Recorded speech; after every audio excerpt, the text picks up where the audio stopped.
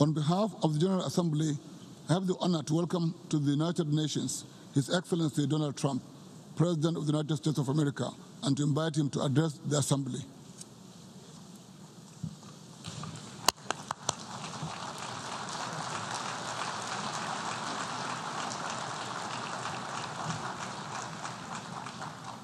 Thank you very much. Mr. President, Mr. Secretary General, distinguished delegates, ambassadors, and world leaders, 7 decades of history have passed through this hall in all of their richness and drama. Where I stand, the world has heard from presidents and premiers at the height of the Cold War. We have seen the foundation of nations. We have seen the ringleaders of revolution. We have beheld saints who inspired us with hope, rebels who stirred us with passion, and heroes who emboldened us with courage, all here to share plans, proposals, visions, and ideas on the world's biggest stage. Like those who met us before, our time is one of great contests, high stakes, and clear choices. The essential divide that runs all around the world and throughout history is once again thrown into stark relief. It is the divide between those whose thirst for control deludes them into thinking they are destined to rule over others, and those people and nations who want only to rule themselves. I have the immense privilege of addressing you today as the elected leader of a nation that prizes liberty, independence, and self-government above all. The United States, after having spent over $2.5 trillion since my election to completely rebuild our great military, is also by far the world's most powerful nation. Hopefully, it will never have to use this power. Americans know that in a world where others seek conquest and domination, our nation must be strong in wealth, in might, and in spirit. That is why the United States vigorously defends the traditions and customs that have made us who we are. Like my beloved country, each nation represented in this hall has a cherished history, culture, and heritage that is worth defending and celebrating, and which gives us our singular potential and strength. The free world must embrace its national foundations. It must not attempt to erase them or replace them. Looking around and all over this large, magnificent planet, the truth is plain to see. If you want freedom, take pride in your country. If you want democracy, hold on to your sovereignty. And if you want peace, love your nation. Wise leaders always put the good of their own people and their own country first. The future does not belong to globalists. The future belongs to patriots. The future belongs to sovereign and independent nations who protect their citizens, respect their neighbors, and honor the differences that make each country special and unique. It is why we in the United States have embarked on an exciting program of national renewal. In everything we do, we are focused on empowering the dreams and aspirations of our citizens. Thanks to our pro-growth economic policies, Our domestic unemployment rate reached its lowest level in over half a century. Fueled by massive tax cuts and regulations cuts, jobs are being produced at a historic rate. 6 million Americans have been added to the employment rolls in under 3 years. Last month, African American, Hispanic American, and Asian American unemployment reached their lowest rates ever recorded. We are marshaling our nation's vast energy abundance, and the United States is now the #1 producer of oil and natural gas anywhere in the world. Wages are rising, incomes are soaring, and 2.5 million Americans have been lifted out of poverty in less than 3 years. As we rebuild the unrivaled might of the American military, we are also revitalizing our alliances by making it very clear that all of our partners are expected to pay their fair share of the tremendous defense burden which the United States has borne in the past. At the center of our vision for national renewal is an ambitious campaign to reform international trade. For decades, the international trading system has been easily exploited by nations acting in very bad faith. As jobs were outsourced, a small handful grew wealthy at the expense of the middle class. In America, the result was 4.2 million lost manufacturing jobs and $15 trillion in trade deficits over the last quarter century. The United States is now taking that decisive action to end this grave economic injustice. Our goal is simple. We want balanced trade that is both fair and reciprocal. We have worked closely with our partners in Mexico and Canada to replace NAFTA with the brand new and hopefully bipartisan U.S.-Mexico-Canada agreement. Tomorrow, I will join Prime Minister Abe of Japan to continue our progress in finalizing a terrific new trade deal. As the United Kingdom makes preparations to exit the European Union, I have made clear that we stand ready to complete an exceptional new trade agreement with the UK that will bring tremendous benefits to both of our countries. We are working closely with Prime Minister Boris Johnson on a magnificent new trade deal. The most important difference in America's new approach on trade concerns our relationship with China. In 2001, China was admitted to the World Trade Organization. Our leaders then argued that this decision would compel China to liberalize its economy and strengthen protections to provide things that were unacceptable to us and for private property and for the rule of law. 2 decades later, this theory has been tested and proven completely wrong. Not only has China declined to adopt promised reforms, it has embraced an economic model dependent on massive market barriers, heavy state subsidies, currency manipulation, product dumping, forced technology transfers, and the theft of intellectual property, and also trade secrets on a grand scale. As just one example, I recently met the CEO of a terrific American company, Micron Technology, at the White House. Micron produces memory chips used in countless electronics.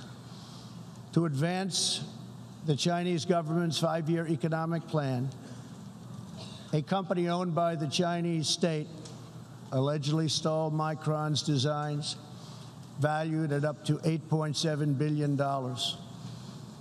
Soon, the Chinese company obtains patents for nearly an identical product, and Micron was banned from selling its own goods in China. But we are seeking justice. The United States lost 60,000 factories after China entered the WTO. This is happening to other countries all over the globe. The World Trade Organization needs drastic change. The second largest economy in the world should not be permitted to declare itself a developing country in order to game the system at others' expense. For years, these abuses were tolerated, ignored, or even encouraged. Globalism exerted a religious pull over past leaders, causing them to ignore their own national interests. But as far as America is concerned, those days are over. To confront these unfair practices, I placed massive tariffs on more than $500 billion worth of Chinese-made goods. Already, as a result of these tariffs, supply chains are relocating back to America and to other nations, and billions of dollars are being paid to our Treasury. The American people are absolutely committed to restoring balance to our relationship with China. Hopefully, we can reach an agreement that will be beneficial for both countries. But as I have made very clear, I will not accept a bad deal for the American people. As we endeavor to stabilize our relationship, we're also carefully monitoring the situation in Hong Kong. The world fully expects that the Chinese government will honor its binding treaty made with the British and registered with the United Nations, in which China commits to protect Hong Kong's freedom, legal system, and democratic ways of life. How China chooses to handle the situation will say a great deal about its role in the world in the future. We are all counting on President Xi as a great leader. The United States does not seek conflict with any other nation. We desire peace, cooperation, and mutual gain with all. But I will never fail to defend America's interests. One of the greatest security threats facing peace-loving nations today is the repressive regime in Iran. The regime's record of death and destruction is well known to us all. Not only is Iran the world's #1 state sponsor of terrorism, but Iran's leaders are fueling the tragic wars in both Syria and Yemen. At the same time, the regime is squandering the nation's wealth and future in a fanatical quest for nuclear weapons and the means to deliver them. We must never allow this to happen. To stop Iran's path to nuclear weapons and missiles, I withdrew the United States from the terrible Iran nuclear deal, which has very little time remaining, did not allow inspection of important sites, and did not cover ballistic missiles. Following our withdrawal, we have implemented severe economic sanctions on the country. Hoping to free itself from sanctions, the regime has escalated its violent and unprovoked aggression. In response to Iran's recent attack on Saudi Arabian oil facilities, we just imposed the highest level of sanctions on Iran's central bank and sovereign wealth fund. All nations have a duty to act. No responsible government should subsidize Iran's bloodlust. As long as Iran's menacing behavior continues, sanctions will not be lifted. They will be tightened. Iran's leaders will have turned a proud nation into just another cautionary tale of what happens when a ruling class abandons its people and embarks on a crusade for personal power and riches. For 40 years, the world has listened to Iran's rulers as they lash out at everyone else for the problems they alone have created. They conduct ritual chants of death to America and traffic in monstrous anti-Semitism. Last year, the country's supreme leader stated Israel is a malignant, cancerous tumor that has to be removed and eradicated. It is possible, and it will happen. America will never tolerate such anti-Semitic hate. Fanatics have long used hatred of Israel to distract from their own failures. Thankfully, there is a growing recognition in the wider Middle East that the countries of the region share common interests in battling extremism and unleashing economic opportunity. That is why it is so important to have full, normalized relations between Israel and its neighbors. Only a relationship built on common interests, mutual respect, and religious tolerance can forge a better future. Iran's citizens deserve a government that cares about reducing poverty, ending corruption, and increasing jobs, not stealing their money to fund and massacre abroad and at home. After 4 decades of failure, it is time for Iran's leaders to step forward and to stop threatening other countries and focus on building up their own country. It is time for Iran's leaders to finally put the Iranian people first. America is ready to embrace friendship with all who genuinely seek peace and respect. Many of America's closest friends today were once our greatest foes. The United States has never believed in permanent enemies. We want partners, not adversaries.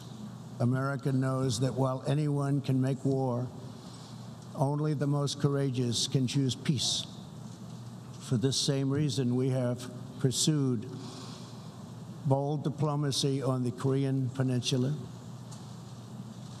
I have told Kim Jong-un what I truly believe, that like Iran, his country is full of tremendous untapped potential, but that to realize that promise, North Korea must denuclearize. Around the world, our message is clear. America's goal is lasting. America's goal is harmony. And America's goal is not to go with these endless wars that never end. With that goal in mind, my administration is also pursuing the hope of a brighter future in Afghanistan. Unfortunately, the Taliban has chosen to continue their savage attacks. We will continue to work with our coalition of Afghan partners to stamp out terrorism, and we will never stop working to make peace a reality. Here in the Western Hemisphere, we are joining with our partners to ensure stability and opportunity all across the region. In that mission, one of our most critical challenges is illegal immigration, which undermines prosperity, rips apart societies, and empowers ruthless criminal cartels. Mass illegal migration is unfair, unsafe, and unsustainable for everyone involved. The sending countries and the depleted countries, and they become depleted very fast, but their youth is not taken care of, and human capital goes to waste. The receiving countries are overburdened with more migrants than they can responsibly accept, and the migrants themselves are exploited, assaulted, and abused by vicious coyotes. Nearly 1/3 of women who make the journey north to our border are sexually assaulted along the way. Yet here in the United States and around the world, there is a growing cottage industry of radical activists and non-governmental organizations that promote human smuggling. These groups encourage illegal migration and demand erasure of national borders. Today, I have a message for those open border activists who cloak themselves in the rhetoric of social justice. Your policies are not just. Your policies are cruel and evil. You are empowering criminal organizations that prey on innocent men, women, and children. You put your own false sense of virtue before the lives, well-being, and countless innocent people. When you undermine border security, you are undermining human rights and human dignity. Many of the countries here today are coping with the challenges of uncontrolled migration. Each of you has the absolute right to protect your borders, and so, of course, does our country. Today, we must resolve to work together to end human smuggling, end human trafficking, and put these criminal networks out of business for good.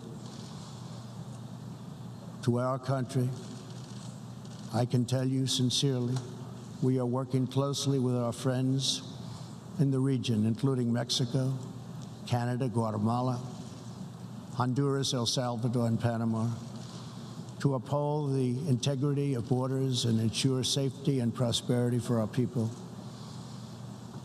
I would like to thank President López Obrador of Mexico for the great cooperation we are receiving and for right now putting 27,000 troops on our southern border.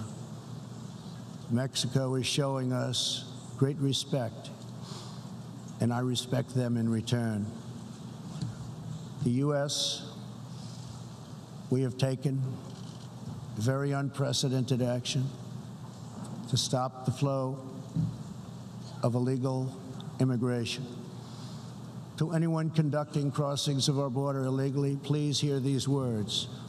Do not pay the smugglers. Do not pay the coyotes. Do not put yourself in danger. Do not put your children in danger, because if you make it here, you will not be allowed in. You will be promptly returned home. You will not be released into our country. As long as I am President of the United States, we will enforce our laws and protect our borders. For all of the countries of the Western Hemisphere, our goal is to help people invest in the bright futures of their own nation. Our region is full of such incredible promise, dreams waiting to be built, and national destinies for all. And they are waiting also to be pursued. Throughout the hemisphere, there are millions of hardworking, patriotic young people eager to build, innovate, and achieve. But these nations cannot reach their potential if a generation of youth abandon their homes in search of a life elsewhere. We want every nation in our region to flourish and its people to thrive in freedom and peace. In that mission, we are also committed to supporting those people in the Western Hemisphere who live under brutal oppression, such as those in Cuba, Nicaragua, and Venezuela. According to a recent report from the UN Human Rights Council, women in Venezuela stand in line for 10 hours a day waiting for food. Over 15,000 people have been detained as political prisoners.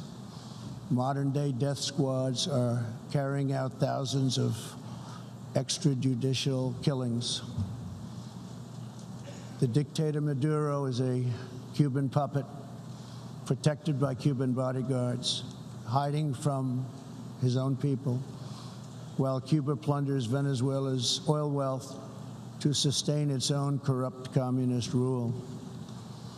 Since I last spoke in this hall, the United States and our partners have built a historic coalition of 55 countries that recognize the legitimate government of Venezuela. To the Venezuelans trapped in this nightmare, please know that all of America is united behind you. The United States has vast quantities of humanitarian aid ready and waiting to be delivered. We're watching the Venezuela situation very closely. We await the day when democracy will be restored, when Venezuela will be free, and when liberty will prevail throughout this hemisphere. One of the most serious challenges our countries face is the specter of socialism. It's the wrecker of nations and destroyer of societies. Events in Venezuela remind us all that socialism and communism are not about justice. They are not about equality. They are not about lifting up the poor. And they are certainly not about good of the nation. Socialism and communism are about one thing only: power for the ruling class. Today I repeat a message for the world that I have delivered at home. America will never be a socialist country.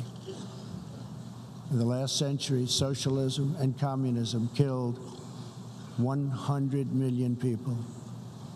Sadly, as we see in Venezuela, the death toll continues in this country. These totalitarian ideologies, combined with modern technology, have the power to excise new and disturbing forms of suppression and domination. For this reason, the United States is taking steps to better screen foreign technology and investments and to protect our data and our security. We urge every nation present to do the same. Freedom and democracy must be constantly guarded and protected, both abroad and from within. We must always be skeptical of those who want conformity and control. Even in free nations, we see alarming signs and new challenges to liberty.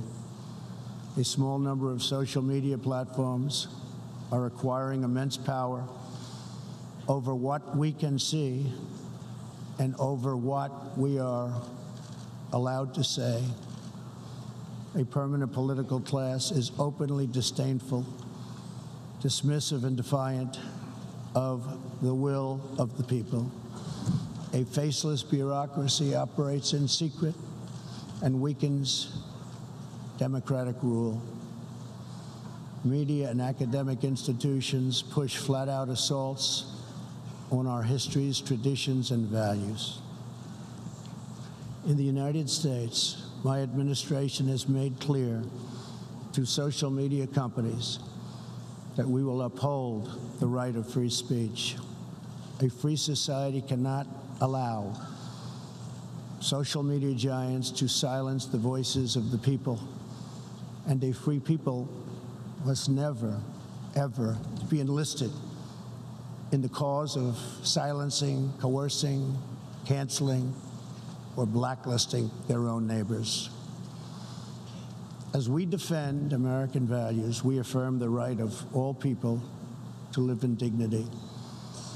For this reason, my administration is working with other nations to stop criminalizing of homosexuality, and we stand in solidarity with LGBTQ people who live in countries that punish, jail, or execute individuals based upon sexual orientation.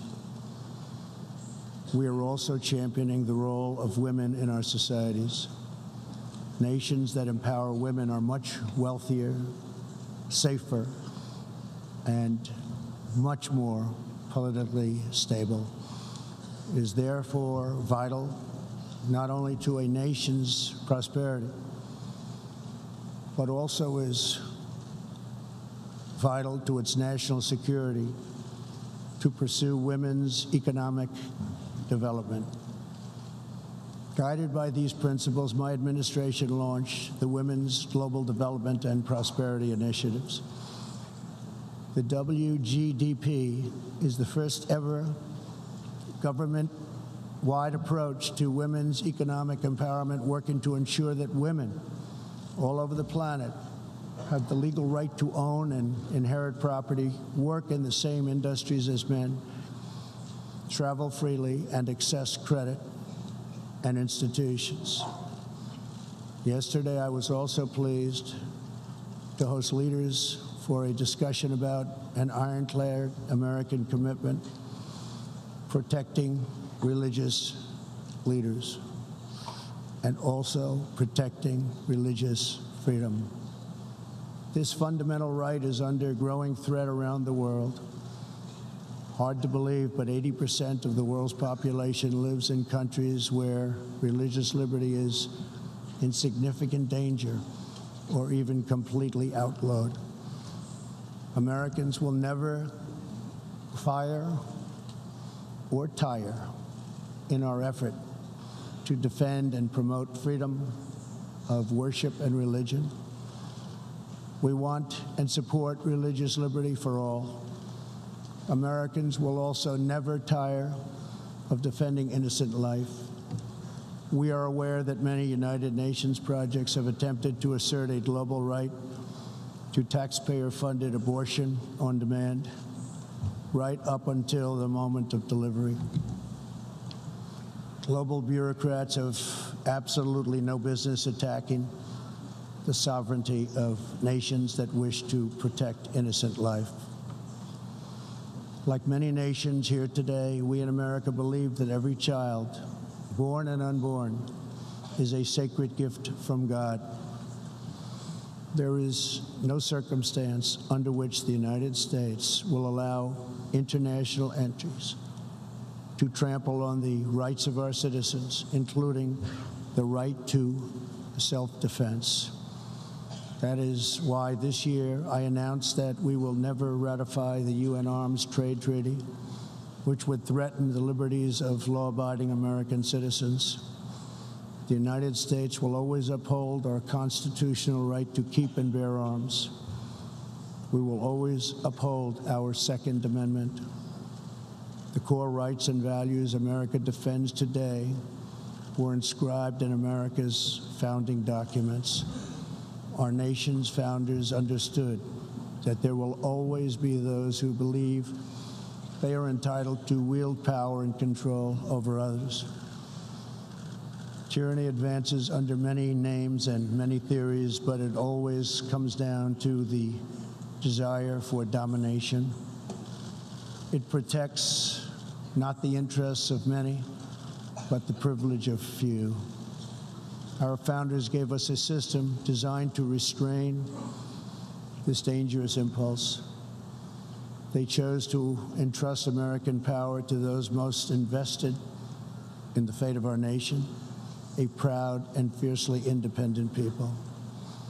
The true good of a nation can only be pursued by those who love it, by citizens who are rooted in its history, who are nourished by its culture, committed to its values, attached to its people, and who know that its future is theirs to build or theirs to lose. Patriots see a nation and its destiny in ways no one else can. Liberty is only preserved, sovereignty is only secured, democracy is only sustained, greatness is only realized by the will and devotion of patriots. In their spirit, is found the strength to resist oppression, the inspiration to forge legacy, the goodwill to seek friendship, and the bravery to reach for peace. Love of our nations makes the world better for all nations. So to all the leaders here today, join us in the most fulfilling mission a person could have, the most profound contribution anyone can make. Lift up your nations, cherish your culture, honor your histories, treasure your citizens, make your country strong and prosperous and righteous, honor the dignity of your people, and nothing will be outside of your reach. When our nations are greater, the future will be brighter, our people will be happier, and our partnerships will be stronger. With God's help, together we will cast off the enemies of liberty and overcome the oppressors of dignity. We will set new standards of living and reach new heights of human achievement. We will rediscover old truths, unravel old mysteries, and make thrilling new breakthroughs. And we will find more beautiful friendship and more harmony among nations than ever before. My fellow leaders, the path to peace and progress and freedom and justice and a better world for all humanity begins at home. Thank you. God bless you. God bless the nations of the world. And God bless America. Thank you very much.